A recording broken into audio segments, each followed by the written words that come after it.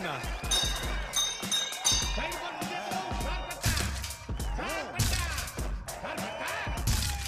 అందరికీ అర్థం అవ్వాలి.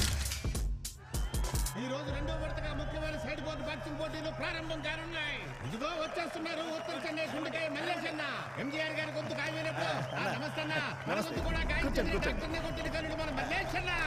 పాల్పట్ట స్పీడ్ బాక్సర్ రంగయ్య కొడుకు అయిన మన వీరాకి ఇడియప్పన్ పరంపర సింహాచలం గారి శిష్యుడైన రాజుకి సైడ్ బోర్డు ఆట మొదలవుతోంది. అందరూ వీక్షించండి.